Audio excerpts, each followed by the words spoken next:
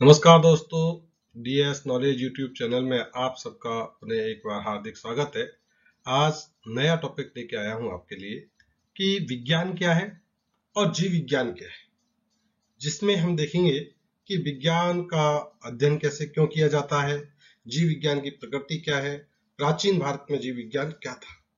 विज्ञान का एक बहुत ही महत्वपूर्ण कार्य होता है कि हमारे समाज में व्याप्त अंधविश्वास को रोकना, उनके अंधविश्वास को दूर करना। जैसे अंधविश्वास है कि सांप दूध पीता है, क्या सांप बांसुरी की धुन पर नाचता है, इन सभी सवालों के जवाब और विज्ञान जीव विज्ञान से परिचय आज के इस वीडियो में मैं आपको कराऊंगा। आप वीडियो को अंत तक देखें, थोड़ा लंबा हो सकता है पर ये आप सबके लिए बहुत लाभदायक और उपयोगी सिद्ध होगा। आओ शुरू करते हैं आज का जीव विज्ञान की प्रकृति और क्षेत्र। विज्ञान साइंस। विज्ञान शब्द की उत्पत्ति लैटिन भाषा के साइंस या शब्द से हुई है, जिसका अर्थ है ज्ञान या जानना। विज्ञान का मतलब क्या है? विशिष्ट ज्ञान, टू नो या जानना। विज्ञान की सबसे प्रचलित और मान्य एक जो परिभाषा मानी जाती है वो है कि प्रकृति के क्रमबद्ध अध्ययन से अर्जित और प्रयोगों द्वारा प्रमाणित वर्गीकृत ज्ञान को विज्ञान कहते हैं।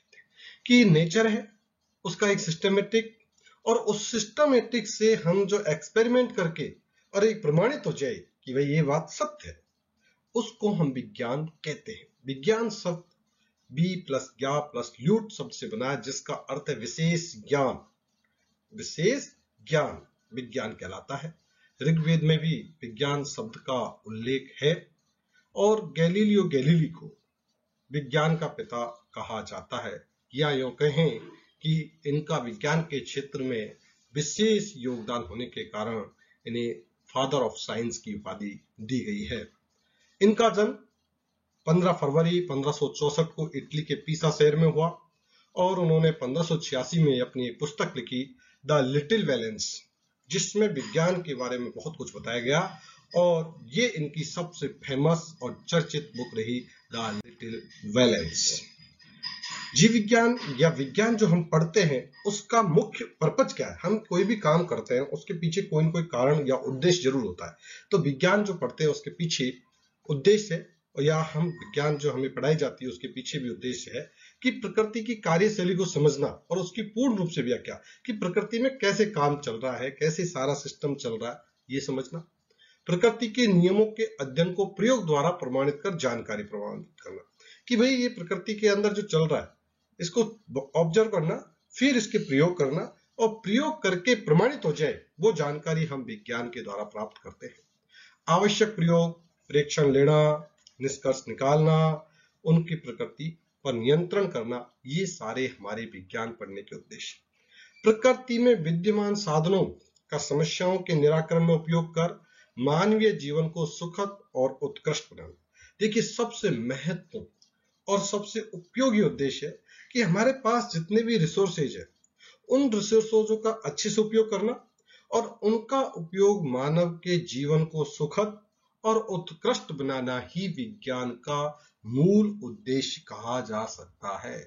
समाज में व्याप्त विभिन्न रीतियों और परंपराओं के वैज्ञानिक कारणों को जानना। हमारे समाज में बहुत सी रीतियां हैं, बहुत सी परंपरा है, उन परंपराओं के पीछे क्या वैज्ञानिक कारण है उनको जानना हमारा विज्ञान पढ़ने का मूल उद्देश्य है। हमारे समाज में व्याप्त अंधविश्वास और बुराइयों को जड़ से मिटाना विज्ञान का मूल उद्देश्य है। जैसे कहते हैं कि सांप दूध पीता है, विज्ञान पढ़ने वाले सभी छात्र जानते हैं कि ये किंवदंती है, ये गलत अवधारणा है कि सांप दूध पीता है।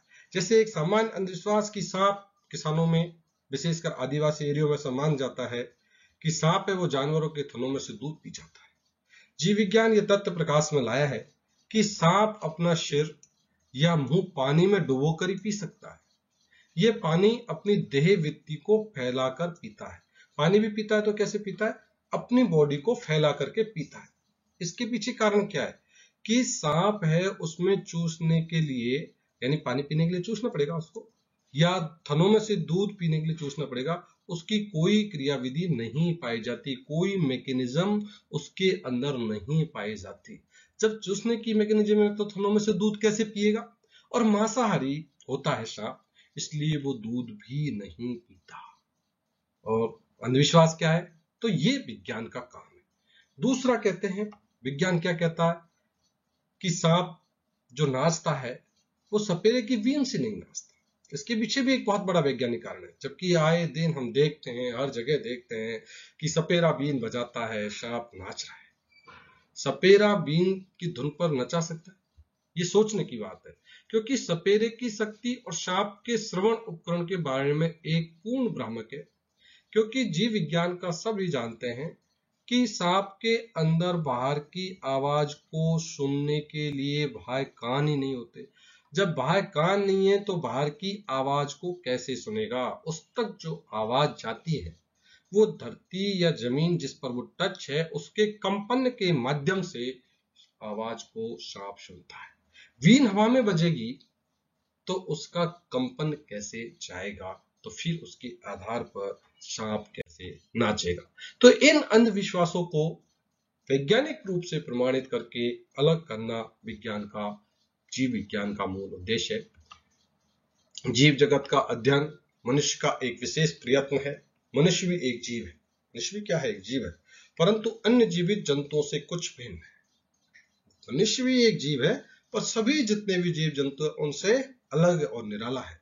मनुष्य की विज्ञान के प्रति उत्सुकता ने ही जीव जगत के ज्ञान या जीव विज्ञान को जन्म दिया। मनुष्य की अंदर एक विशेषता है कि वो सोच सकता है, समझ सकता है, निर्णय ले सकता है और उसके अंदर उत्सुकता है। यही उसको अन्य जंतुओं से अलग करती है और इसी सोच ने जीव विज्ञान या विज्ञान को जन्म दिया। जीव विज्ञान, जिसे हम इंग्लिश में बायोलॉजी कहते हैं, वह विज्ञान जिसमें जीवितों का अध्ययन किया जाता है। सीधा सा बात है कि जिसमें जीवित कोई भी चीज है उसका अध्ययन किया जाता है, उसे बायोलॉजी कहते हैं, जीव विज्ञान कहते हैं।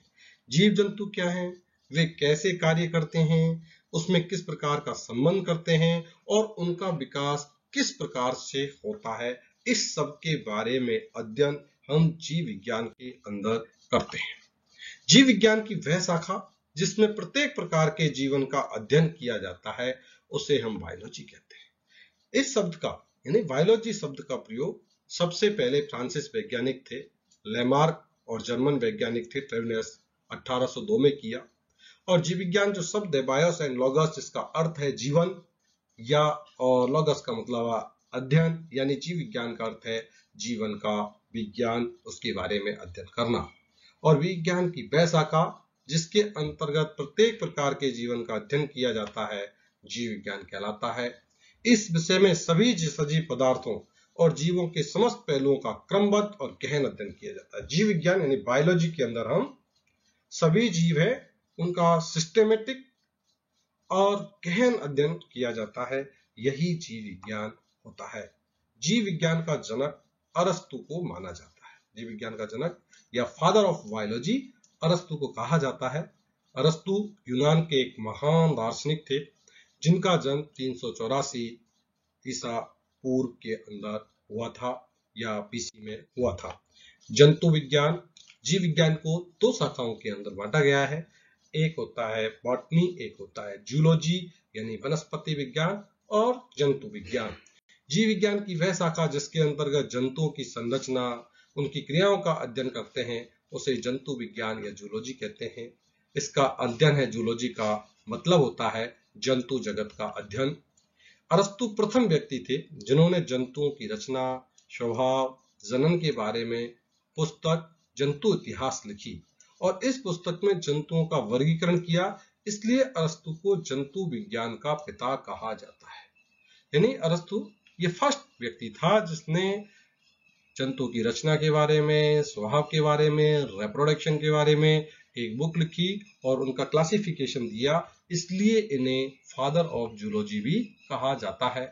स्वीडिश के वैज्ञानिक कैरोलस लिनियस ने द्विपद नाम पद्धति दी जिसके आधार पर सभी जीवों के वैज्ञानिक नाम रखे गए और जिसमें पहला वंश होता है, दूसरा जाति होता है। दूसरा वनस्पति विज्ञान जिसे इंग्लिश में बॉटनी कहते हैं। जिसका ग्रीक भाषा में बास्किन से हुआ, जिसका अर्थ है चरना। बॉटनी में किसका? जो चरने वाली चीज यानी वनस्पतियों का अध्ययन किया जाता है। थियोफ्रास्टस 500 प्रकार के पौधों का वर्णन, उनकी एक पुस्तक, बहुत ही फेमस पुस्तक हुई थियोफ्रास्टस की, हिस्टोरिया प्लांटेरम। इसमें उन्होंने 500 से अधिक प्रकार के पौधों का वर्णन किया और इसीलिए इन्हें फादर ऑफ बॉटनी या वनस्पति विज्ञान का जनक थियोफ्रास्टस को कहा जाता है। पृथ्वी पर जितने भी जीव है यानी जितने भी सजीव है, वो एक होता है जंतु जीवन और दूसरा होता है पादप जीवन। इसके आधार पर ही पूरे सजीव उनको दो भागों में बांट दिया, एक जंतु जगत और दूसरा होता है पादप जगत। जीव विज्ञान का अध्ययन दो भागों में किया जाता है, पहला जूलॉजी और दूसरा बॉटनी, जिनके बारे में हमने अभी आपको विस्तार से बताया। अब बात करते हैं कि प्राचीन भारत में जीव विज्ञान के बारे में क्या क्या जानकारियां प्राप्त थी। भारतीय उपमहाद्वीप में मानवीय गतिविधियों का इतिहास पूर्व, मध्य और अंतिम प्रमुख परिवर्तन आज से पाषाण युग में, जो पाषाण युग था उसमें प्राप्त है। वैदिक काल में भी लोगों को पादप और जंतुओं के बारे में निरीक्षण, उनको लिपिबद्ध करना, इनके बारे में भी, और हमारे जो वैदिक साहित्य है उनमें भी 740 पौधे और 250 जंतु है, इनको लिपिबद्ध किया गया था।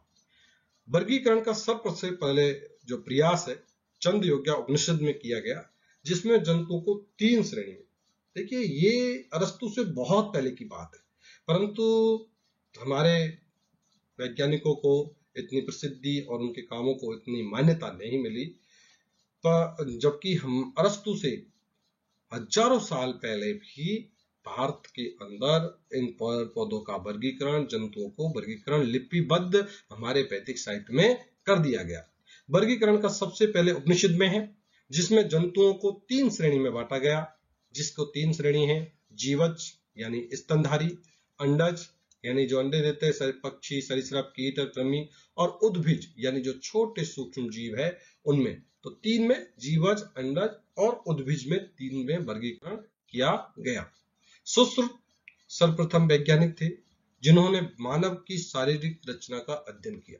जो ह्यूमन एनाटॉमी है उसका सबसे पहले अध्ययन जो है सुश्रुत ने किया, और उन्होंने जो ह्यूमन डेड बॉडी थी उसके अध्ययन किया, उसके आधार पर प्रमाण किए।